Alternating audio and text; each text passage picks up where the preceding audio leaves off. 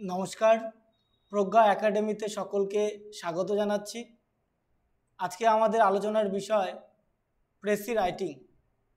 Descriptive ইংলিশের একটি গুরুত্বপূর্ণ বিষয় প্রেসি রাইটিং। বিভিন্ন পরীক্ষাতে প্রেসি রাইটিং থাকে। তো একটি ভালো প্রেসি রাইটিং লিখতে গেলে কি কি নিয়ম অনুসরণ করতে হবে, কি কি জিনিস আমাদের মাথায় রাখতে হবে, সেই নিয়েই আজকের আলোচনা। তো প্রথমে শুরু করার আগে প্রেসি জিনিসটা কি আমরা একটু দেখে নেব। প্রেসি জিনিসটা কি দেখো, লেখা আছে precis expresses the main theme in as few words as possible. The word precis has been borrowed from French. তো প্রথম লাইনটা কি বললাম? A precis expresses the main theme in as few words as possible. অর্থাৎ খুব কম শব্দের মধ্যে, খুব অল্প শব্দের মধ্যে প্রেসি মানে হচ্ছে কি, যে প্রধান যে থিম আছে, মানে মূল যে বিষয়, সেই বিষয়টিকে কিন্তু তুলে ধরা, সেটাই হচ্ছে প্রেসি। আর এই প্রেসি শব্দটি ফরাসি ভাষা থেকে নেওয়া হয়েছে। ফ্রেঞ্চ মানে ফরাসি ভাষা থেকে নেওয়া হয়েছে। এরপরে আমরা বিভিন্ন পয়েন্টগুলোতে চলে যাবো, যে একটি ভালো প্রেসি কীভাবে লিখতে হবে, কী কী পয়েন্ট আমাদের মাথায় রাখতে হবে। তো এখানে আমরা দেখে নেব কী লেখা আছে, যে how to write a good precis. How to write a good precis. তো প্রথমটা আছে কি, first read the passage carefully in order to get a general idea of the theme of the passage. অর্থাৎ কি, প্রথমে যে প্যাসেজটা তোমার দেওয়া থাকবে, সেই প্যাসেজটি খুব সুন্দরভাবে পড়বে, যাতে একটি প্রধান বা মূল ঘটনা সম্পর্কে একটা ধারণা পাওয়া যায়, সেরকমভাবে কিন্তু পড়তে হবে। আচ্ছা, এই প্রসঙ্গে একটু বলে রাখি, এই যে প্যাসেজ, এই প্যাসেজ কত রকমের হতে পারে। তো নিচে কিন্তু একটু দেওয়া রয়েছে যে প্যাসেজ কত রকমের হতে পারে। তো আমরা একটু দেখে নেব প্যাসেজ কত রকমের হয়।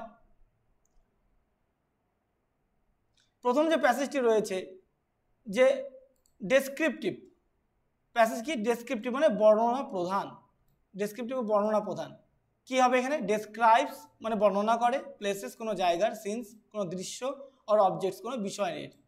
যেমন ফ্লাড বন্যা হতে পারে, আর্থকোয়েক ভূমিকম্প হতে পারে। ইন জেনারেল সেন্স, কথা মনে রাখবে, জেনারেল সেন্স মানে সাধারণভাবে যখন কোনো বন্যা, কোনো ভূমিকম্পের কথা বলা হবে, বা কোনো একটা জায়গার কথা বলা হবে, কোনো একটা দৃশ্যের কথা বলা হবে, তখন সেটা হয়ে যাবে বর্ণনা প্রধান, ইংরেজিতে ডেসক্রিপটিভ। এছাড়া রয়েছে এরপরে কি আছে, ন্যারেটিভ। ন্যারেটিভ মানে ঘটনা প্রধান, ন্যারেটস স্টোরিজ আর ইভেন্টস। অর্থাৎ কোনো গল্প হতে পারে, কোনো বিষয় হতে পারে, সেই বিষয়ের বর্ণনা হতে পারে, সেটা হতে পারে ঘটনা প্রধান।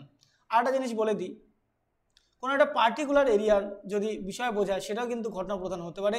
যেমন কয়েক বছর আগে নেপালে ভূমিকম্প হয়েছিল, দ্য আর্থকোয়েক অফ নেপাল। তো সেটা কিন্তু নেপালের ঘটনা, তাই ওটাও কিন্তু ন্যারেটিভের মধ্যেও যাবে।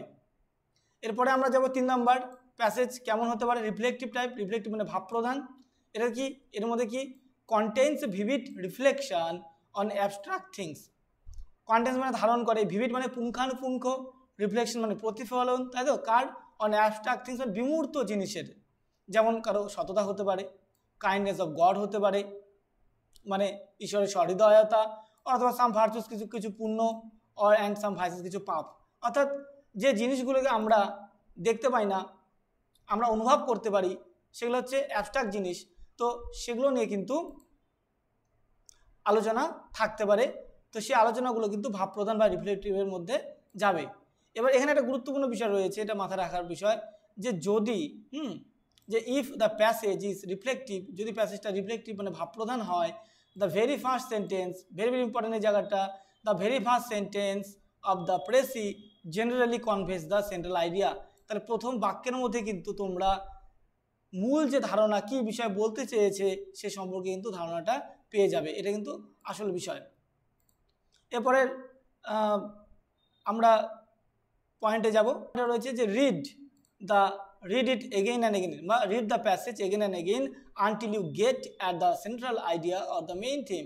মানে যতক্ষণ পর্যন্ত না, মানে প্রথমে একবার পড়লে, তারপরে যতক্ষণ পর্যন্ত না তুমি মেইন থিম মানে প্রধান যে বিষয়টা বা ওর যে মূল যে বিষয়, সেটা যদি বুঝতে না পারছো, ততক্ষণ পর্যন্ত কিন্তু তোমাকে পড়ে যেতেই হবে বোঝার জন্য। ঠিক আছে, এবার আমরা যাব 3 নম্বর পয়েন্টে। 3 নম্বর পয়েন্ট কি রয়েছে,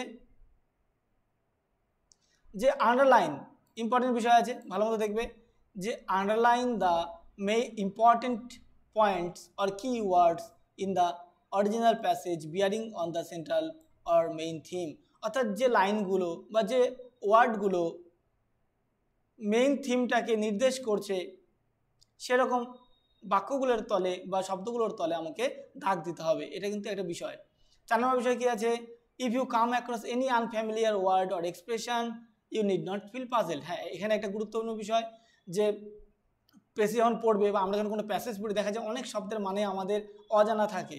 তো প্রেসি করার সময় মনে রাখবে যদি এরকম কোনো আনফ্যামিলিয়ার ওয়ার্ড বা এক্সপ্রেশন থাকে, কোনো একটা শব্দ থাকে তোমার অপরিচিত বা অজানা, তাহলে তোমার কিন্তু ঘাবড়ানোর কিচ্ছু নেই, হতভম্ব হওয়ার কিচ্ছু নেই। কি করবে, try to guess this words or expressions আর apt to mean in the context. সেই শব্দটার মানে সেই যে প্যাসেজটা দেওয়া রয়েছে সেই প্যাসেজটার প্রসঙ্গে কী রকম মানে হতে পারে সেটা একটু অনুমান করে নিতে হবে বা একটু ভেবে নিতে হবে। 5 নম্বরে যাব, কি রয়েছে, write down those points and compare them with the original to make sure that nothing important is left out. এখানে একটা বিষয় রয়েছে যে যখন পয়েন্টগুলো তুমি দাগ দিয়ে দিলে সে পয়েন্টগুলো দাগ দেওয়ার পরে অরিজিনাল যে প্যাসেজটা রয়েছে তার সাথে কিন্তু একটু কম্পেয়ার করে তুলনা করে দেখতে হবে যে নাথিং ইম্পর্টেন্ট মানে গুরুত্বপূর্ণ জিনিস বাদ যায়নি, ইজ লেফট আউট মানে কোনো গুরুত্বপূর্ণ জিনিস বাদ যায়নি, এটা কিন্তু খেয়াল রাখতে হবে। অ্যান্ড এবং নো সুপারফ্লুয়াস অর্থাৎ কি অতিরিক্ত কিছু or irrelevant matter is included অথবা অপ্রাসঙ্গিক কোনো বিষয় যুক্ত হয়ে গেছে সেটা যেন না হয় সেটাও কিন্তু খেয়াল রাখতে হবে। এরপরের পয়েন্টে আমরা যাব, 6 নম্বর পয়েন্ট কি রয়েছে দেখবো একটু, যে বলছে now make a rough draft on the basis of the points আর ideas you have already drawn in a form of well connected and readable paragraph. এখানে ফুলস্টপটা হবে না, যাই হোক। তো এখানে বলছে কি যে পয়েন্টগুলো তুমি দাগ দিলে সেটা কিন্তু একটা রাফ প্যারাগ্রাফ আকারে সেটাকে তোমাকে একটা লিখে নিতে হবে যাতে পড়ার যোগ্য যে প্যারাগ্রাফটা হচ্ছে সেটা তোমাকে লিখে নিতে হবে রাফ আকারে, ঠিক আছে। যদি সময় না থাকে তাহলে এই তোমরা রাফটা করবে না, একবার ডাইরেক্ট করে নেবে, কিন্তু রাফ করে নিলে ভালো। আমরা যখন ডিগ্রি কোর্সে পড়তাম তখন কিন্তু আমরা প্রেসি রাইটিং করার সময় আগে রাফ করে নিতাম তারপরেই করতাম। যাই হোক, তারপরে 7 নম্বর পয়েন্টে যাব, count the words in your rough draft to see if they exceed the normal limit of the 1/3 of the original passage. যে প্যাসেজটা যেটা দেওয়া থাকবে তার 3 ভাগের কিন্তু 1 ভাগ তোমাকে লিখতে হবে, মানে 1 ভাগ লিখতে হবে মানে আয়তনটা মানে সাইজটা যাতে 3 ভাগের 1 ভাগ হয়। তো এখানে দেখবে যে লেখাপড়ে কাউন্ট করে দেখবে যে অরিজিনাল যে প্যাসেজটা রয়েছে তার 3 ভাগের 1 ভাগ হচ্ছে কিনা বা বেশি কিছু লেখা হয়ে গেল নাকি। যদি বেশি লেখা হয়ে যায়, এই যে তারপর পয়েন্টটা আছে যে ইফ দে ডু মানে যদি তারা বেশি হয়ে যায় তাহলে make further changes in your draft without impairing precision or clarity. তাহলে কিন্তু কি করতে হবে, একটু ড্রাফটটাকে চেঞ্জ করে নিতে হবে, ইম্পেয়ারিং মানে দুর্বল না করে, উইদাউট ইম্পেয়ারিং মানে দুর্বল না করে, প্রেসিশন আর ক্ল্যারিটি মানে তুমি যে লিখেছো স্বচ্ছতা বা নির্মলতা, অর্থাৎ যে ভাবটার যে গুরুত্বটা রয়েছে, যে ভাবটা তুমি লিখেছো সে ভাবটা যাতে বেরিয়ে না যায়, সে ভাবটা যাতে কোনো দুর্বল না হয় কোনোভাবে, সেটা কিন্তু লক্ষ্য রাখতে হবে।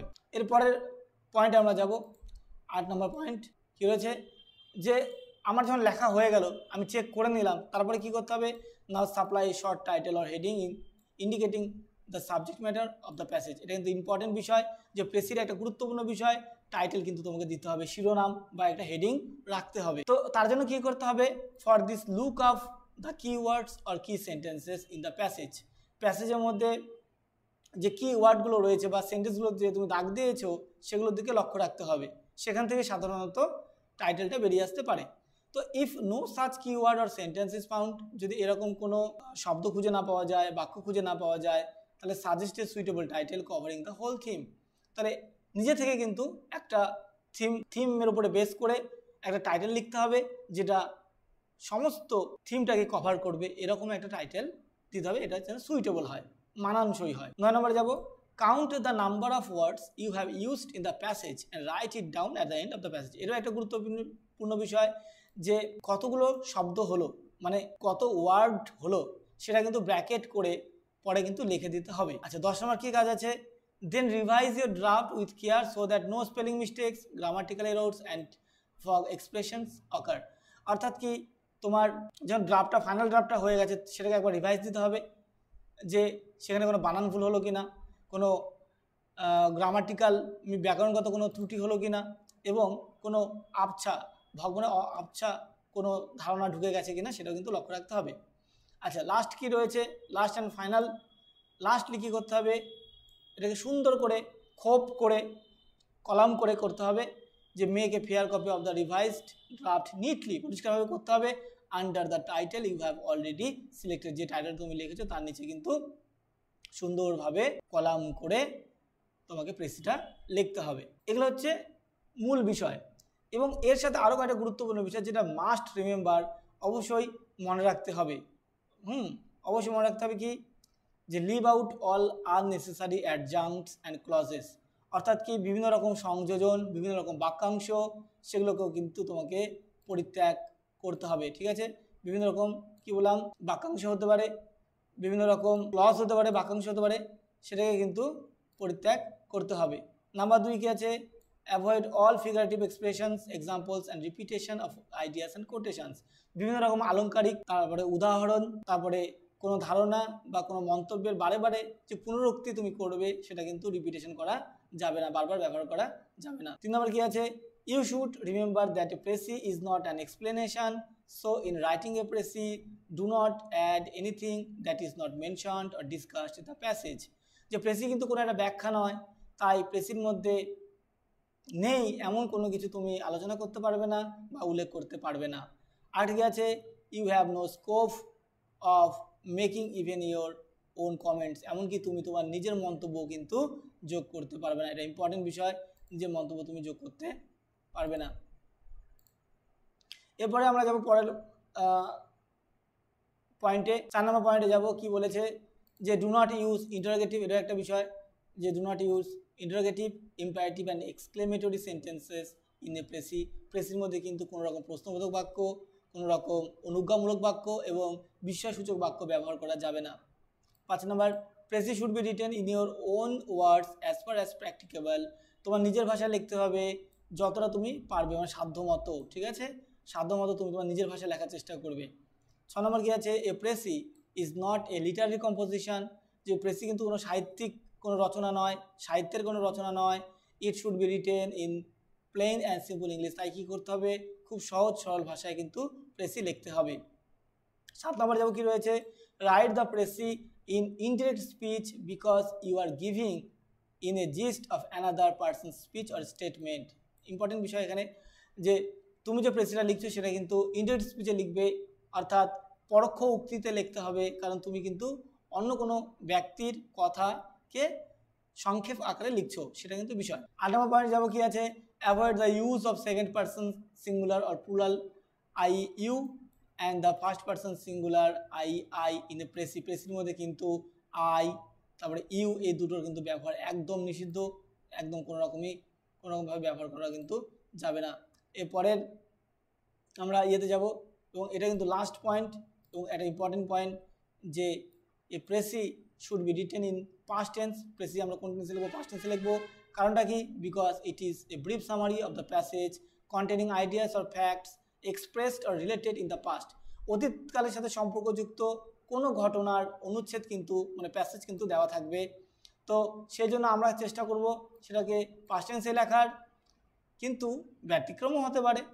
তো you may use present tense only when the use of past tense does not fully convey the general effect of the original passage, যখন অরিজিনাল প্যাসেজটার মধ্যে পাস্ট টেন্সের প্রভাব সেভাবে দেখতে পাওয়া যাবে না, তখন বা সেই ক্ষেত্রে কিন্তু তুমি প্রেজেন্ট টেন্স ব্যবহার করতে পারো। এই ছিল গুরুত্বপূর্ণ বিষয়। আশা করি ভালো লেগেছে। তোমরা যদি এই নিয়মগুলো যদি মনে রাখো প্রেসি লেখার সময়, আশা করি খুব ভালো প্রেসি লিখতে পারবে। এর পরবর্তীতে যে ভিডিওগুলো আসবে সেগুলোতে আমরা বিভিন্ন রকম প্রেসি নিয়ে আলোচনা করব। যদি ভালো লেগে থাকে তাহলে একটা লাইক করবে, শেয়ার করবে এবং কমেন্ট করবে বুঝতে অসুবিধা হলে। আর যারা এখনও সাবস্ক্রাইব করনি তারা সাবস্ক্রাইব করে নেবে, যখনই কোনো ভিডিও আপলোড করা হবে যাতে সঙ্গে সঙ্গে নোটিফিকেশান তোমাদের কাছে পৌঁছে যায়। সকলকে ধন্যবাদ সঙ্গে থাকার জন্য।